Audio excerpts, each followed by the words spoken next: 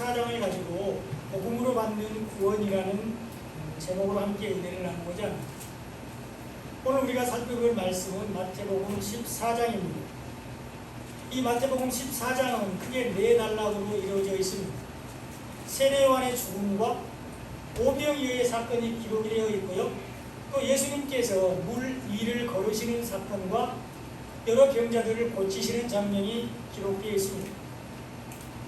오늘 말씀을 통해서 세례 요한의 죽음이 무엇을 말씀하시는지 살펴보고 보리떡 5개와 물고기 2마리로 5,000명을 먹이는 사건이 영적으로 무슨 의미가 있는지 살펴보겠습니다. 그리고 왜 예수님이 물 위를 걸어오셨는지 살펴보고 성경에서 말하는 질병의 치유가 무슨 뜻인지 살펴보면서 은혜를 나누고자 합니다. 세례 요한의 죽음은 율법의 마침을 의미합니다. 세례 요한은 예수님보다 먼저 와서 예수님이 오실 것을 전파했습니다. 세례 요한은 당시에 종교 지도자들이나 유대인들과는 다른 방법으로 예수님이 오실 것과 또 예수님이 누구인지를 전파했습니다. 세례 요한은 예수님을 세상 죄를 지고 가는 하나님의 어린 양이라고 소개했습니다. 또 세례 요한은 예수님을 천국이라고 전파했습니다. 그러면서 회개하라, 천국이 가까이 왔느니라 이렇게 외쳤습니다. 세례 요한은 예수님이 오실 것을 사람들에게 전했습니다. 그런 세례 요한에게 자연히 많은 사람들이 모여들었고 특별히 유대인들, 특별히 바리새인들은 이 세례 요한이 누군지 궁금했습니다.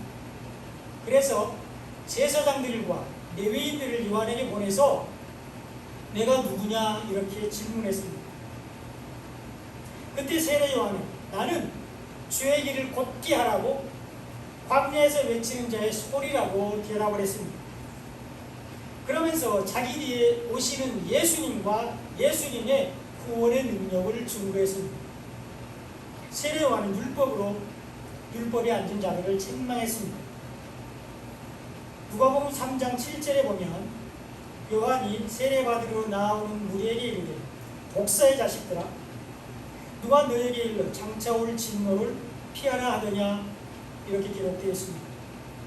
여기에 나오는 무리들 세례 요한에게 세례를 받기 위해서 나오는 사람들을 바리새인과 서기관들이라고 바리새인과 사두개인들이라고 마태복음 3장에서 설명하고 있습니다. 그리고 여기 나오는 바리새인들은 누구보다도 율법을 잘 지키는 사람들이었고 율법에 충실한 사람들이었습니다. 하루에 반드시 3번씩 기도했고요. 반드시 일주일에 2번씩 금식했습니다. 그리고 철저하게 11조를 드렸습니다. 그러면서 그런 자기들의 행동을 자랑스럽게 생각하고 율법을 잘 지키지 않는 사람들을 비난하고 책망했습니다. 그리고 이 사두개인들도 모세의 율법을 충실히 따르는 사람들로서 주로 제사장들이었습니다. 그들은 죽은 자의 부활을 믿지 않았습니다. 그래서 메시아를 기다리는 것을 헛된 것이라고 말을 했습니다. 세례 요한은 그런 바리새인들과 사두개인들을 독사의 자식이라고 책망했습니다. 더 나아가서 세례 요한은 분봉왕 헤롯을 책망했습니다. 분봉왕 헤롯은 헤롯 대왕의 아들로서 그의 이름은 헤롯 안티파스입니다. 이 헤롯 대왕은 예수님이 태어나실 때 유대 전체 나라를 다스리던 왕이었습니다. 그리고 이 사람은 유대 민족이 아닙니다. 유대 사람이 아니고 에돔 사람이었습니다. 에돔은 야곱의 형인 에서가 만든 나라입니다. 그러니까 이방인이죠. 그래서 유다 백성들의 마음을 얻기 위해서 성전을 건축을 해줬습니다. 건축한 게 아니고 증축을 해줬는데요. 이 안에는 그대로 놔두고 밖에만 화려하게 치장을 해서 무려 40년 동안이나 성전을 증축해줬어요.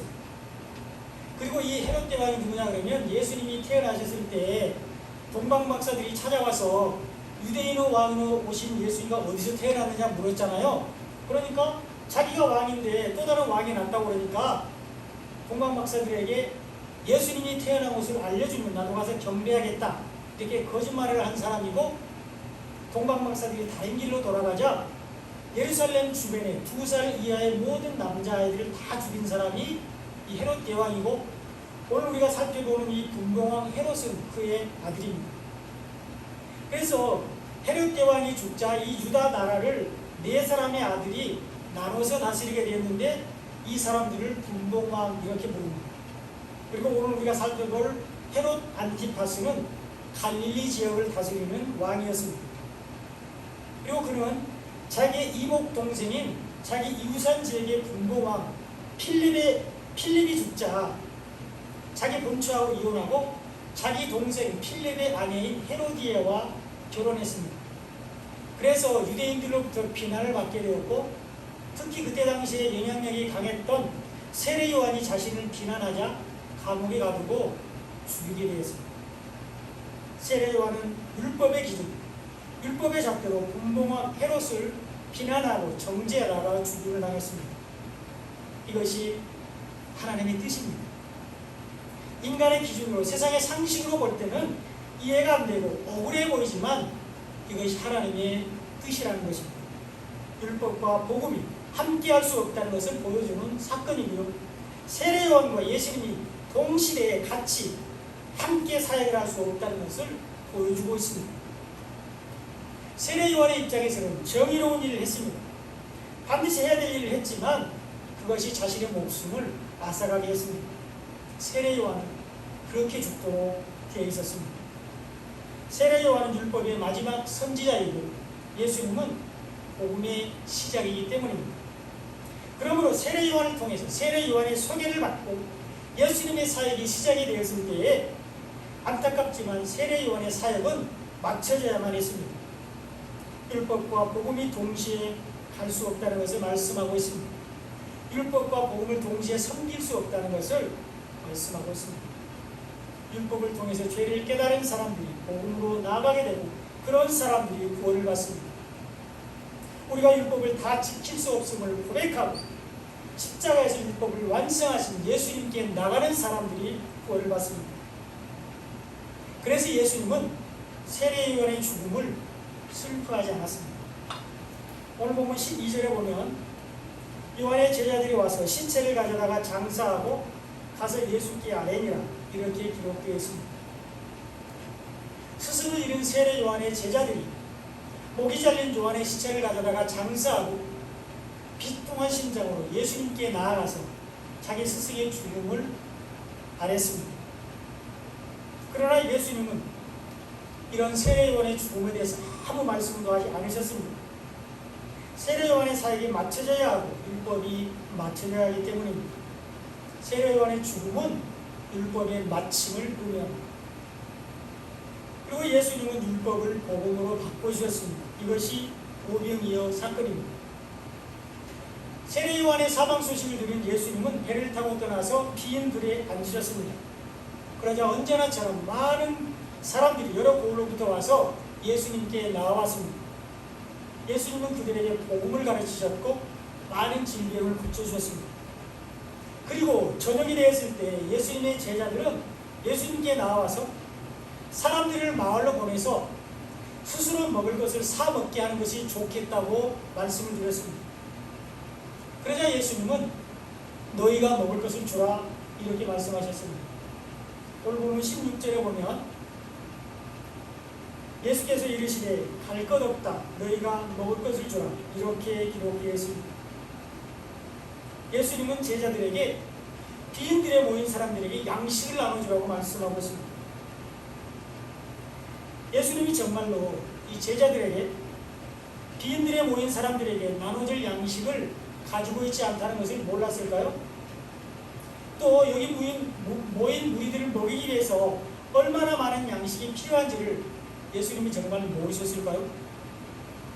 거기에 모인 숫자는 여자와 어린아이 외에 5,000명입니다. 이 많은 사람들을 먹이기 위해서는 엄청난 양의 떡이 필요했습니다. 마가복음 6장 37절에 보면 200데나리온의 떡이 필요하다 이렇게 기록되어 있습니다. 여기에 나오는 데나리온은 그 당시에 노동자의 하루 품삯이었습니다.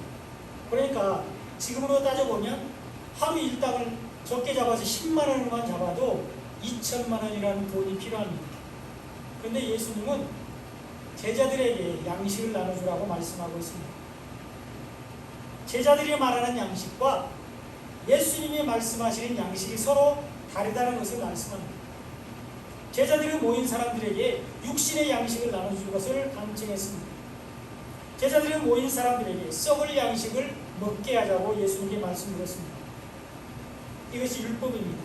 자신의 스스로 힘으로 준비하는 것, 이것이 인간의 행위인 율법을 상징하죠. 그러나 예수님은 모인 사람들에게 영의 양식을 나눠주기를 원하셨습니다. 예수님은 모인 사람들에게 썩지 않는 생명의 양식을 나눠주기를 원하셨던 것입니다. 스스로 준비하는 떡이 아닌 하늘에서 내려온 떡, 만나를 먹이기를 원하셨습니다. 이 양식이 바로 예수님이 주시는 생명의 말씀인 복음입니다. 이것이 오병이어의 사건입니다. 율법을 복음으로 바꿔주시는 것이 바로 오병이어의 사건입니다. 이 빈들에 모인 숫자는 여자와 어린아이 외에 5,000명이었습니다. 이 사건을 단순히 예수님이 베푸는 기적에 초점을 맞춘다면 당연히 모인 숫자가 많아야 좋습니다. 그러므로 어린아이가 가진 도시락 하나로 적어도 15,000명에서 20,000명 이상이 배불리 먹고도 남았다, 이렇게 기록을 해야 더 멋지고 폼이 납니다. 그런데 왜 굳이 여자와 어린아이를 제외하고 5,000명이라고 기록하고 있을까요? 여기서 우리가 주목해야 할 숫자가 바로 율법을 상징하는 5라는 숫자입니다. 성경에서 5는 율법을 상징합니다. 모세오경이 대표적인 예입니다. 창세기부터 신명기까지 5권의 책이 대표적인 율법책입니다. 또 요한복음 5장에 보면 베데스다 연못이 나오는데요, 거기 행각 5이 있습니다. 여기에도 5가 나오죠. 행각 5이 있고 거기에 많은 병자들이 물의 움직임을 기다리고 있었습니다. 그리고 거기에 38년 된 병자가 있었습니다. 행각 5 안에 있는 사람들, 율법 안에 있는 사람들을 말하고 있습니다. 이 병자를 예수님이 말씀으로 고쳐주셨는데 복음으로 병을 고쳐주신 것을 말씀하고 있습니다. 이 오병이어 사건이 율법을 복음으로 바꿔주는 것임을 또 말하고 있는 것이 떡 5개입니다. 어린아이 한 끼 식사했던 보리떡 5개가 오병이어의 사건이 율법을 복음으로 바꿔주는 사건이라는 것을 잘 설명해주고 있습니다. 예수님이 율법에 저지고 십자가에서 죽으시고 복음을 주셨다는 것을 말씀하고 있습니다. 예수님은 떡 5개와 물고기 2마리를 가지고 하늘을 향해서 축사하신 후에 제자들에게 주면서 사람들에게 나눠주도록 하셨습니다. 하나님께서 십자가를 지신 예수님을 받으신 것이 예수님의 죽으심, 이것이 축사입니다. 또한 하나님께서 예수님을 죽은 자 가운데서 살리신 것, 예수님의 부활이 축사입니다. 예수님의 죽으심과 부활을 통해서 율법을 복음으로 바꿔주시고 복음으로 구원하시는 것이 오병이어의 사건입니다. 이것을 증명하는 것이 물고기 2마리입니다. 물고기 2마리는 증인수로서 예수님의 죽으심과 부활을 상징하고 있습니다.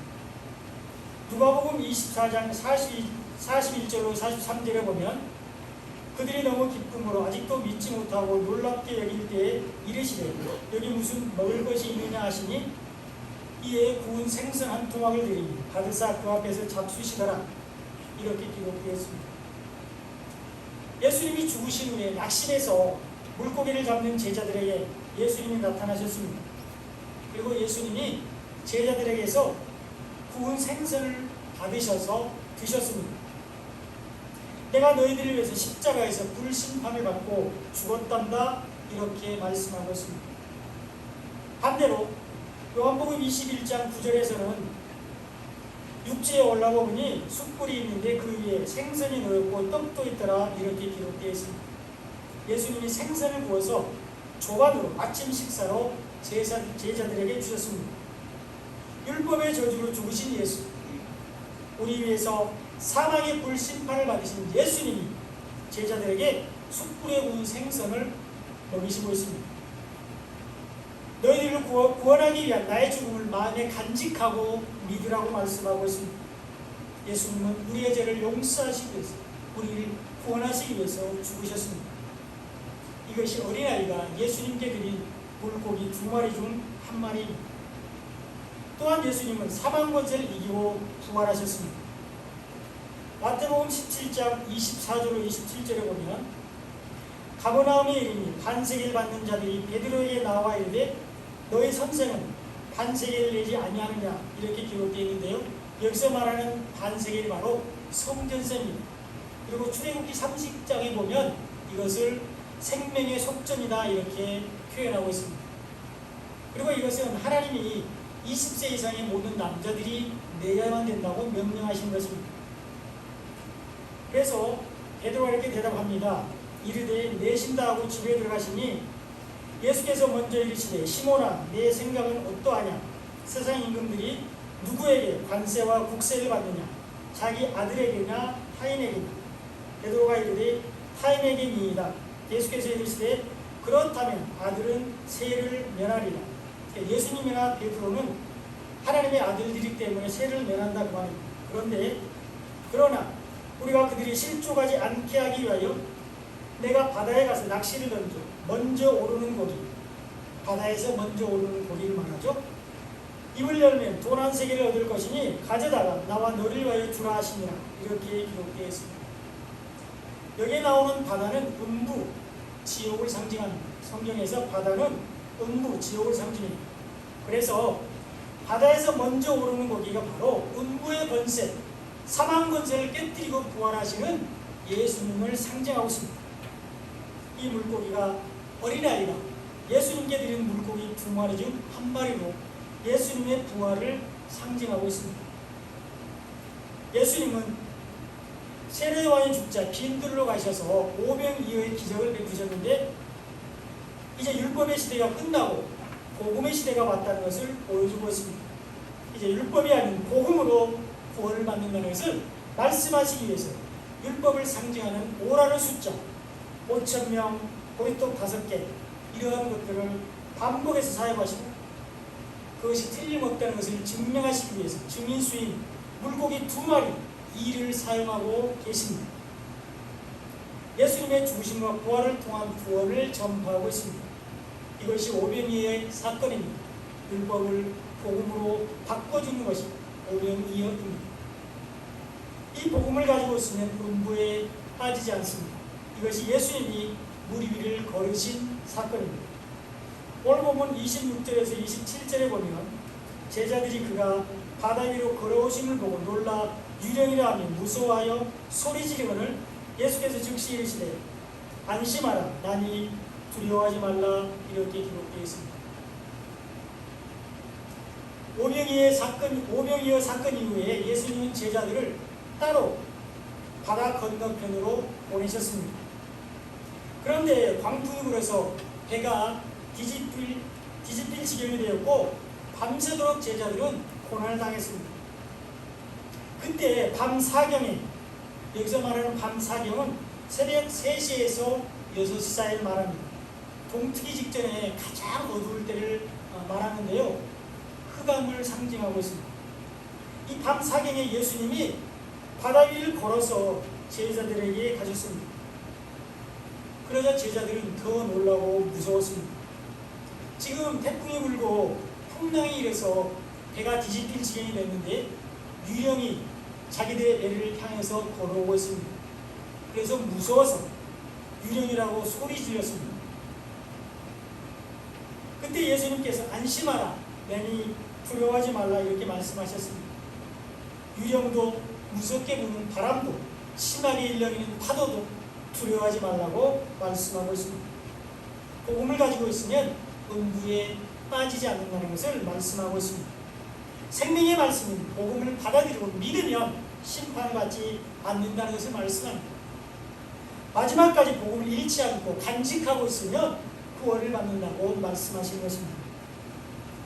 예수님은 이것을 보여주기 위해서 일부러 제자들만 따로 바다 건너편으로 가게 하셨고 바람이 불고 풍랑이 일게 하셨습니다.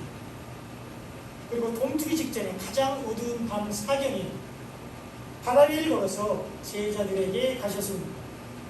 제자들에게 어떤 기적이나 표적을 보여주기 위해서가 아니라 복음을 가지고 있으면 음부에 빠지지 않는다는 것을 알게 하기 위해서입니다. 그러므로 우리도 복음을 가지고 있으면 음부에 지옥에 빠지지 않습니다. 그러나 우리는 때때로 복음이신 예수님을 바라보지 않고 세상을 바라보다가 실패하기도 합니다. 예수님의 제자인 베드로가 그랬습니다. 오늘 본문 28절로 29절에 보면 베드로가 대답하여 이르되 주여 만일 주님이시거든 나를 향하사 물 위로 오라 하소서 하니 오라 하시니 베드로가 배에서 내려 물 위로 걸어서 예수께 가되 이렇게 기록되어 있습니다. 예수님만 물 위를 걸으신 것이 아니었습니다. 베드로도 물 위를 걸어갔습니다. 놀랍지 않습니까? 물 위를 걷는 베드로, 상상만 해도 흥분이 됩니다. 베드로는 큰 파도가 넘실거리는 바다 위를 걸어서 예수님을 향해서 가고 있습니다. 베드로가 예수님만 바라보았을 때 그는 바다에 빠지지 않고 걸어갔습니다. 베드로도 복음을 가지고 복음이신 예수님께 걸어가고 있습니다. 복음을 가지고 있으면 음부에 빠지지 않는다는 것을 잘 보여주고 있습니다. 그러나 그것도 잠시 베드로는 바람을 보는 순간 무서움을 느꼈고 베드로가 두려움에 휩싸이는 순간 그는 바다에 빠지고 말았습니다. 예수님을 바라보지 않고 바람을 보는 순간 베드로는 바다에 빠졌습니다. 베드로가 복음의 능력을 보지 않고 세상을 봤을 때 바다에 빠지게 됐습니다. 베드로가 예수님을 바라보지 않고 환경을 봤을 때 바다에 빠지게 되었습니다.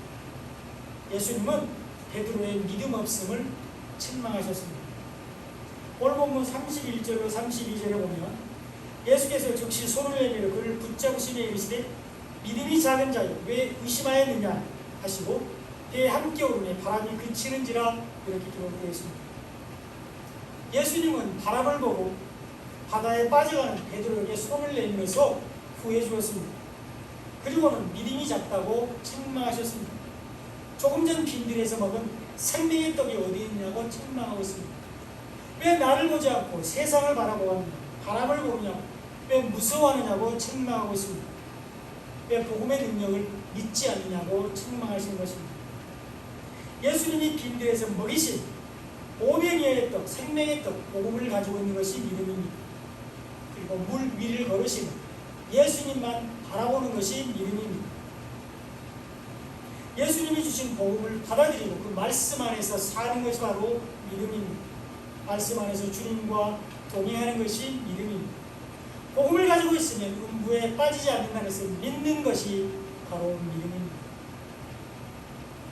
우리의 신앙생활에도 세차게 부는 바람이 있습니다. 우리를 삼킬 듯이 넘실거리는 파도가 있습니다. 밤 사경과 같이 한 줄기 빛도 없는 캄캄한 어둠이 찾아옵니다. 사방이 우겨싸움을 당하고 도저히 어찌할 바를 모를 때가 있습니다. 그러나 그 순간에도 우리 앞에 예수님이 계십니다. 우리가 예수님을 부르는 그 순간에 우리를 도와주시기 위해서 예수님이 계십니다. 바람과 바다를 잔잔하게 하시는 예수님이 우리의 손을 붙들어 주시기 위해서 우리 앞에 계신다는 것입니다. 어떤 상황과 문제보다 크신 예수님, 우리가 내미는 연약한 손을 붙잡아 주시기 위해서 우리 앞에 항상 계십니다. 성령 예수님의 말씀으로 우리 안에서 우리와 함께 계십니다. 그러므로 우리는 어렵고 힘든 상황 속에서 예수님의 이름을 불러야 합니다. 문제 앞에서 문제보다 크신 예수님께 우리의 연약한 손을 내미는 것이 바로 믿음입니다. 입술로 원망하고 불평하는 것이 아니라 조용히 예수님께 나아가서 기도의 무릎을 꿇는 것이 바로 믿음입니다. 우리 안에서 말씀으로 계신 성령님을 의지하는 것이 믿음이라는 것입니다. 낙심될 때 가장 적절하고 상황에 맞는 말씀이 생각이 나고 그 말씀으로 다시 일어나는 것이 바로 믿음입니다. 아주 넘어져 좌절하는 것이 아니라 복음으로 다시 일어서는 것이 바로 믿음입니다. 예수님이 배에 오르는 순간 바람이 그쳤습니다. 예수님이 베드로와 함께 배에 오르는 순간에 배를 요동치게 하고 제자들에게 고난을 주었던 바람과 바다가 잔잔해졌습니다. 여기 나오는 배는 방주로서 교회를 상징한다고 여러 번 말씀드렸습니다. 그러므로 교회 안에 예수님이 계시고 교회 안에 생명의 말씀인 복음이 있을 때 평안하고 건강한 교회가 됩니다. 사랑 안에서 복음이 완전해질 때 진정으로 감사와 은혜가 넘치는 교회가 됩니다. 이제 설립 3년차를 맞은 우리 복음의 빛 교회가 이런 교회가 될 줄로 믿습니다. 예수님이 늘 함께 하시는 교회가 되기를 소망합니다. 복음의 능력과 은혜가 넘치는 교회가 되기를 기도합니다. 사랑 안에서 복음이 완전해지는 교회가 되기를 소망합니다. 우리가 복음을 가지고 있으면 음부에 빠지지 않습니다. 이 복음만이 우리를 구원하는 능력입니다. 이것이 성경에서 말하는 치유입니다. 오늘 보면 36절에 보면 다만 예수의 옷자락에도 손을 대게 하시기를 간구하니 손을 대는 자는 다 나음을 얻으니라 이렇게 기록되어 있습니다. 예수님이 게네사렛에 도착했을 때 많은 병자들이 예수님께 나왔습니다. 그리고 예수님의 옷에 손을 대는 모든 사람들의 병이 나았습니다. 이 옷이 바로 복음입니다. 예수님의 옷이 생명의 말씀인 복음을 상징하고 있습니다. 이 옷이 민수기 15장에 나오는 이스라엘 백성들의 못단 귀에 닿는 술로서 복음을 상징하고 있습니다. 그리고 이 옷이 하나님께서 아담과 하와에게 입혀주신 바로 가죽옷입니다. 하나님은 죄를 짓고 무화과나무 잎으로 자기들의 부끄러움을 가린 아담과 하와에게 가죽옷을 입히기 위해서 예수님을 십자가에서 죽이셨습니다. 예수님이 십자가에 달리실 때 입고 있던 옷은 4조각으로 나누어졌고요. 예수님은 벌거벗은 채 십자가를 지었습니다. 예수님은 우리에게 복음을 주셨다는 것을 말씀합니다. 예수님은 복음으로 질병을 치유하셨습니다. 예수님의 옷을 만진 모든 사람들의 병이 나음을 받았는데 그들이 복음으로 구원을 받았다는 것을 말씀하고 있습니다. 사망에 이르게 하는 죄, 그 죄를 생명의 말씀인 복음으로 용서해 주셨다는 것을 말씀합니다. 복음의 능력으로, 복음의 은혜로 사망에서 생명으로 옮기셨음을 보여주고 있습니다. 복음이신 예수님이 우리를 구원하시기 위해서 이 땅에 오신 하나님이십니다. 복음만이 우리를 구원하는 능력이 됩니다. 이제 말씀의 결론입니다. 오늘 우리가 살펴본 마태복음 14장은 오직 복음으로 구원받는다는 것을 잘 보여주고 있습니다. 복음으로 죄를 깨닫고, 율법으로 죄를 깨닫고 복음으로 나가는 사람들은 구원을 받습니다. 이제 율법이 맞춰지고 복음이 시작되었습니다. 이것이 세례 요한의 죽음입니다. 예수님은 율법을 복음으로 바꿔주셨습니다. 예수님의 죽으심과 부활을 통해서 우리에게 생명의 말씀을 주셨습니다. 이것이 오병이어의 사건입니다. 이 복음을 가지고 있으면 음부에 빠지지 않습니다. 복음으로 바람과 바다를 잔잔하게 할 수 있습니다. 말씀으로 사단의 유혹을 물리칠 수 있습니다. 이것이 무리를 거리신 사건입니다. 그리고 복음만이 우리를 구원하는 능력입니다. 예수님은 복음으로 우리를 구원하셨습니다. 이것이 성경에서 말하는 치유입니다. 예수님만 바라본 베드로는 물 위를 걸었습니다. 예수님의 말씀에 순종한 베드로는 바다 위를 걸어갔습니다. 그런데 바람을 보는 순간 바다에 빠지고 말았습니다. 우리에게도 세차게 부는 바람과 무섭게 일렁이는 파도가 있습니다. 왜 당하는지도 모르는 환난과 핍박이 있을 수 있습니다. 이유를 알 수 없는 어려움이 찾아올 수 있습니다. 우리는 이러한 환난의 순간에 예수님을 바라보아야 합니다. 우리는 이러한 어려운 순간에 예수님께 손을 내밀어야 합니다. 바람과 바다를 잔잔하게 하시고 문제보다 크신 예수님이 항상 우리 앞에 계십니다. 사랑하는 여러분, 예수님은 복음 안에 있는 우리를 도와주시기 위해서 언제나 우리와 함께 계십니다. 예수님은 말씀 안에 있는 우리를 불꽃 같은 눈으로 감찰하시고 위기의 순간에 손을 내밀어 주십니다. 그 주님만 바라보며 말씀 안에서 주님과 동행하는 삶을 사시기 바랍니다. 매일의 삶 가운데 이 복음의 능력과 은혜가 넘쳐나시기를 간절히 축원드립니다. 예수님은 자기를 찾는 자들에게 구원의 상을 베푸시는 하나님이십니다. 기도하겠습니다.